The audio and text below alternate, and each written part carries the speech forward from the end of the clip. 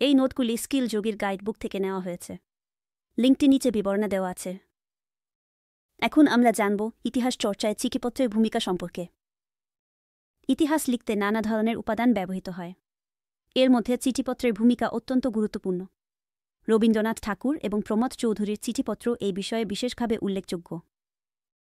আধুনিক ভারতের ইতিহাস চর্চায় জওহরলাল নেহেরুর লেখা letters from a father to his daughter একটি অমূল্য নথি। নেহেরু এই চিঠিগুলি তার কন্যা ইন্দিরা গান্ধীকে কারাবাসের সময় লিখেছিলেন।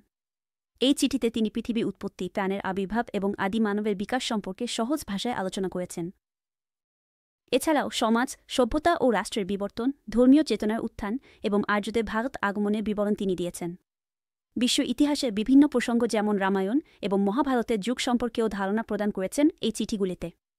অতএব আধুনিক ভারতের ইতিহাস চর্চায় এই চিঠিগুলি একটি গুরুত্বপূর্ণ দলিল হিসেবে বিবেচিত। আরও একটি উদাহরণ হল আচার্য প্রফুল্লচন্দ্র রায় এবং রবীন্দ্রনাথ ঠাকুরের মধ্যে আজীবন চিঠি বিনিময়।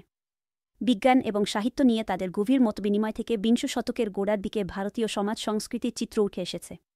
তাদের চিঠিপত্রে বিজ্ঞানভিত্তিক শিক্ষার প্রসার, নারীর অধিকার এবং স্বাধীনতা আন্দোলনে নেতৃত্বের মতো বিষয়গুলোর উপর আলোকপাত করা হয়েছে। তাদের মতবিনিময় এ যুগের ইতিহাস বুঝতে আমাদের জন্য এক অনন্য হাতিয়ার।